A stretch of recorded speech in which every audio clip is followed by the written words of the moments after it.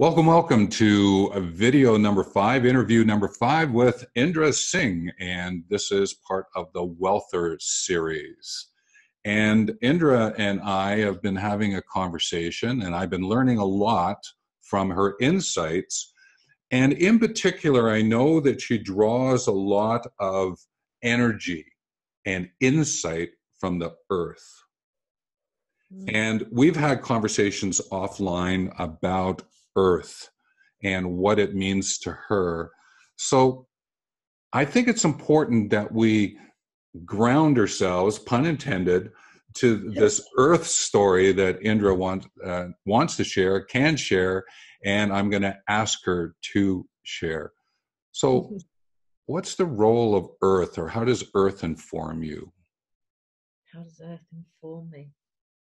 Well, in many different ways, depending on my mood. But it could be walking in nature, it could be walking in the woods and doing a walking meditation, feeling the earth beneath my feet. It could be walking on a beach and feeling the sand underneath me, barefooted. But it also could be working with my yoga students, working with a class of people, doing an earth meditation, lying on the ground and feeling the earth beneath us.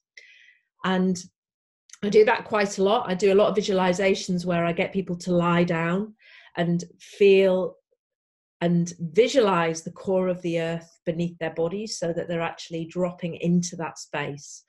So it's really profound because I do this every day with people. You know, it's almost like it's either an internal thing that I do, getting them to visualize it, getting them to feel it through visualization and feeling, or externally walking in nature and feeling the earth around us, feeling the energy of nature around us and connecting with that. Obviously, the work I do is very nature-based as well. So I'm always in nature or creating in nature. So I'm always honoring the earth and the cycles of the earth. So it's like walking barefoot in the grass or working barefoot on the sand. And taking care where else you walk in consideration of, you know, the thorns and all the other kind of stuff, but getting as close to earth as possible, because is there not a wisdom there? Because wisdom has to flow through what's going on and what it is that you're sharing with people. Did I get that? Would that be correct? Because the way you're talking about it, there's be a wisdom aspect to this. Yeah, that's the witch inside of me. Yeah, the wise hag. Okay, just explore that a little bit more. Well, the wisdom to me of the earth is the need to be honoring of the earth, is the need to be connecting with the earth. Like, I'm one of those people who does my gardening with my hands. I don't put gloves on because I want to feel the earth. You know, if I'm pricked by a rose thorn, then I'm pricked by a rose thorn. But many people have often said to me, why don't you wear gloves? Well, that goes against everything I do, because the wisdom of the earth speaks to me in my fingers when I touch the earth, when I touch the earth with my feet, when I see the leaves, when I go through all my senses and my emotions and feel the energy of the earth around me. So I need to take it all in, because then I wouldn't be able to do what I do and feel what I feel through creating my flower essences. So I'm on alert when I'm creating, you know, because, you know, when I'm planting my seeds to make flower essences, then if I don't feel from the beginning, then how would I feel? You know, how would I really connect? So it's important, you know, and then the cycles, and that I would find it very difficult to actually live in a place that doesn't have seasons, because I couldn't live in a place that had the same climate all the time, because I need that. I mean, we don't really have much extreme weather so much in the UK like we used to, but at least we do have some form of season where I need to feel that. I need to feel the change and the shift. It does something to me. It kind of churns me up as well. Right. Starts me again, reboots me. Being that there's earth wisdom, there's also wisdom, and I know that you speak about the tree essence, and you promote meditation and yoga. There's wisdom is woven through all of that part of your contributions for the world. Can you Yes. just share a little bit about where wisdom fits into those elements of your contributions? Yeah, because I work with the moon cycles as well. So I kind of tend to do a lot of ritual work.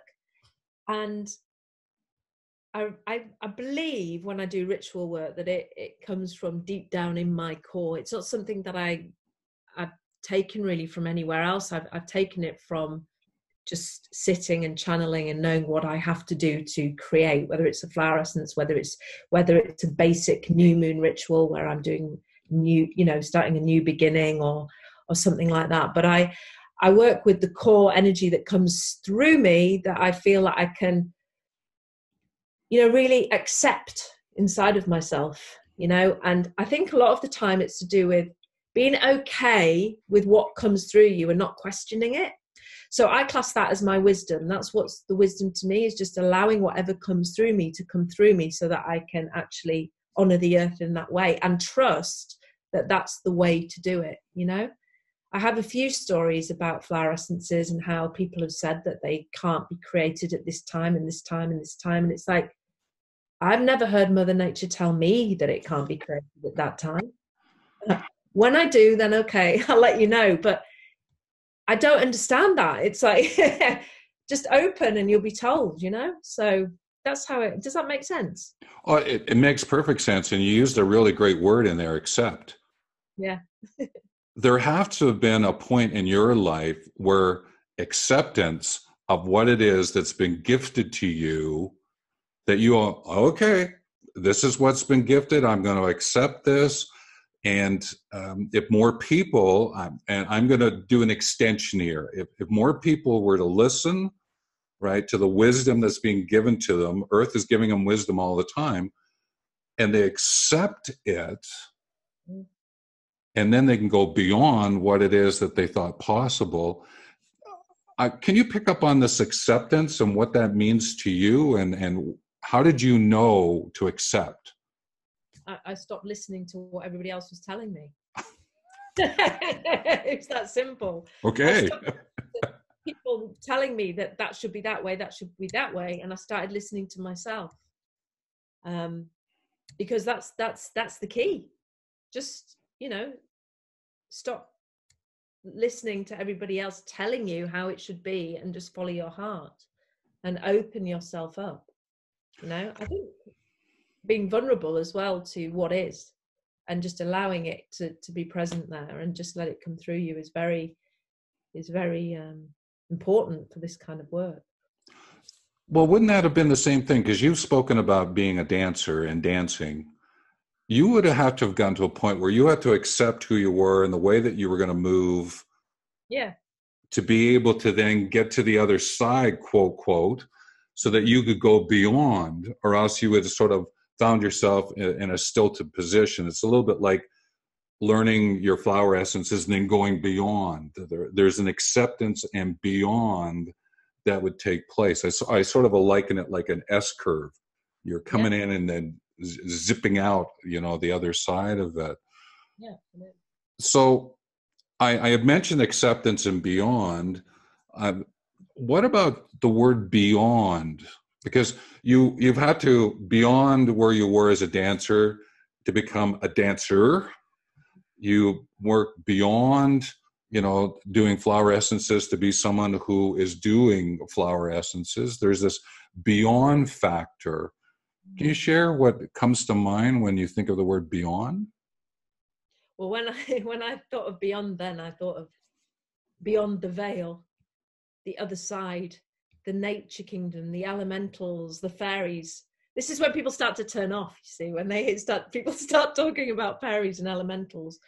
But again, another energy close to us it's there, it's present, it's all around us in nature. It's that energy of elemental work that goes on around us, And I speak very openly about pixies and fairies and their parts in our creation, in this earth, and what they do for us. And they're very close to us on, here on earth.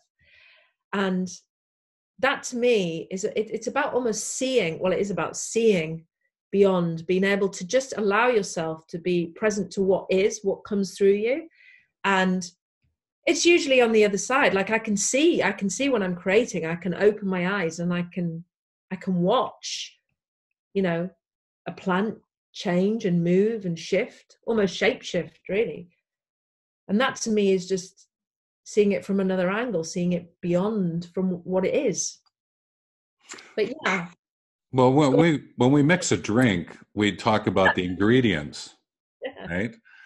But really, those are elements that are coming together because there's a periodic table, the elements that, you know, oxygen, hydrogen, they come together and form something called water.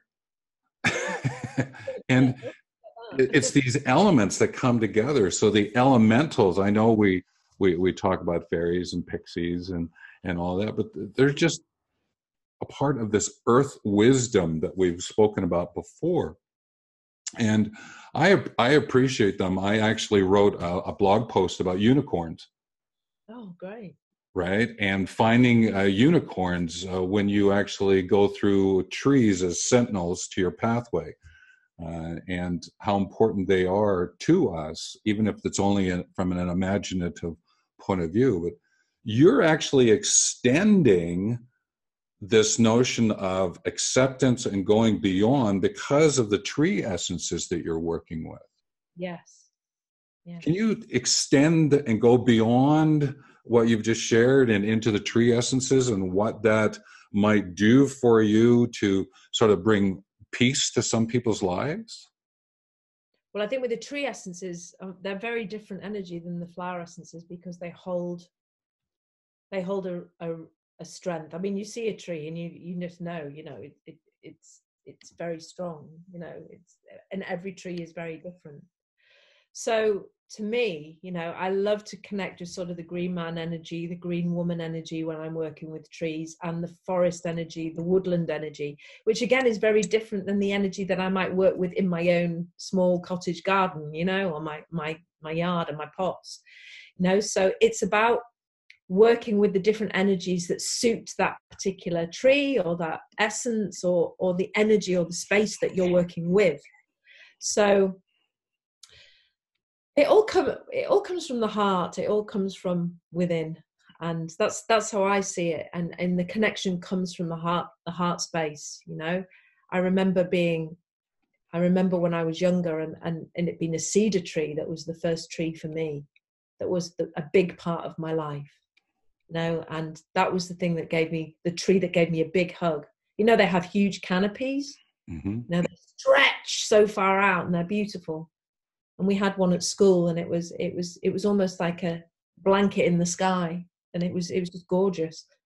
We used to sit underneath it and read our books. So to me, that was my first real connection with trees. It was just that love that came from that cedar tree. So, yeah. So if we're going through the acceptance of the tree essence and we're going beyond and we're finding some sense of peace because of it, have the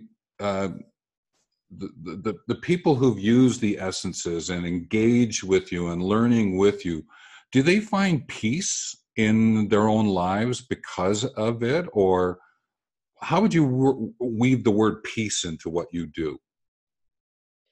I think the word peace comes very close to acceptance, because I think when you find acceptance, you have an ability to find your inner peace or be in inner peace.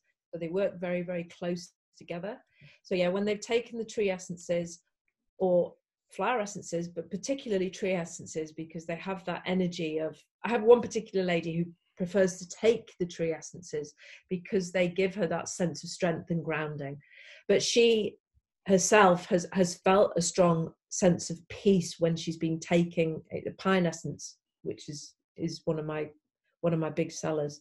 She's got that real connection with the forest, with the energy of the trees. So she gets that real strong sense of, you know, tree hugging, mm-hmm. Love. But would it not be another way of speaking about a word like wisdom, is that to be able to, with the tree essence and the age of the tree, to be able to bring that into your life through this essence, that wisdom that comes in. Yeah, well, each tree has a different energy. So, you know, like the oak tree is renowned for her wisdom and her strength and her huge roots that ground us to the core of the earth. I mean, if you see an oak tree, you just have to look at it and go, oh, you know, it's beautiful and really ageless, to be honest, because they just keep on going forever, don't they? Yes. Well, it's a tree that seems to find itself in many logos Yeah. for businesses, right? And if we use an oak tree logo, maybe our business will stick around a little bit longer. Absolutely. Yeah. Right? The strength and the ability to just keep on going. Oh, for sure, for sure. And when you go beyond for yourself, you go beyond because as an educator, you're going beyond what's happening for you and the time that you're sharing. So can you just speak about what's up for you? What's going to happen beyond where you are now? Where are you going?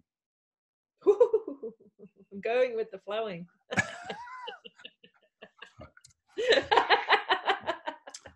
I'll go with the flow. That's great. Yeah. Yeah, I try not to plan because, you know, an example is, you know, I have an idea every year. Obviously, spring to summertime is the busiest time of year for me because that's the time when I can create. Rest of the time, it's quite quiet. So I'll have an idea of what I want to create in the autumn before. But I can pretty much guarantee that nature won't allow me to stick to that plan. You know, there'll always be something different that will happen. So I now create a loose plan because if I sit there going, I need to create this essence and this and this and this, I can guarantee that they would be very disappointed because I wouldn't produce them all. So what I do is I tend to go, like, for example, dandelion came a couple of weeks ago. I had no intention of making dandelion. And then I opened my door and there was these beautiful, sunny, huge dandelions just sat there looking at me. And I just thought, well, I can't not. And Very good. you know, that's how it works. So I'm going with the flowing. Okay. Now, you also hold a retreat. How many times a year do you run the retreat?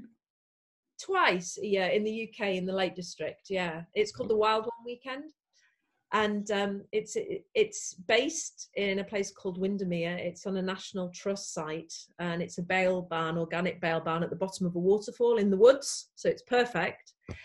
It's a fantastic retreat, and it's open to men as well. Even though at the moment we tend to just really have a lot of women, but it isn't just for women. And we connect not just with nature, but we connect with the seasons. So I try and make sure that every year it's in the middle of a season. Well, it was always going to be in the season, but I try to make sure that it's, you know, specific to summer, winter, autumn. So this year we're doing it in July. We're looking at the warrior and the nurturer energy of the mother within us. So we're looking at the blooming and how we can honor these sort of energies within us that are there for us all. How we nurture ourselves, how we see the warrior within us as well. So it's all a secret how I do it. I can't tell you. That's okay. That's okay. Because one of the things that happens is that videos like this are timeless and people can come back to them and see them in a year or 2 years from now. So what I'll do is I'll put the website link, and then you can just check your website and find out when the latest of these retreat weekends are going to take place. Because I know if I was in your neck of the woods and I have a pond called the Atlantic Ocean between, even though there's these big, great cigar tubes called planes that you can fly across, it won't be just yet. But one of these days, I think that I am going to go and live with some of the earth wisdom that you've been talking about and get involved with the tree essences here. So I'm looking forward to that. All right. Right.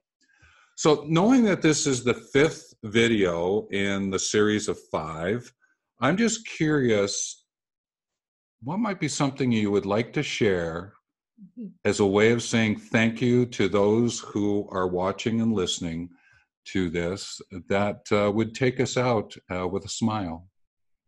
Oh, you mean words? Let's go there. Or do you want something free? Well, it's however you'd like to go out, but knowing that this may end up as a bit of a podcast somewhere, so people will be listening. Most of it will probably be a video, but whatever you're called to share, I think would be great. I'd love to give something. I have 6 free magical moon rituals that people can have, that can pick up, and they can learn how to produce their own rituals through my rituals. So this is really kind of, I created this as a creative project really for other people. So the 6 magical moon rituals are all about working with the energy of the moon and working with what I do, but creating it so that it becomes personal for you. So if you're one of those people who likes to do ritual or does, but is a bit kind of, oh, I don't know how to do it because, oh, what if I'm doing it wrong? Again, it goes back to those words of just really honoring the self. Or if you're new to ritual, it's a really good way to start. So you can just try them out and see if they work for you, how I do them, or create from what I do, create your own magical moon rituals that serve you personally. As a way to extend it, I'll put it on the show notes. I'll put it in the bottom of the video, but because people might be listening to this without seeing it, can you just voice out the link that you're using?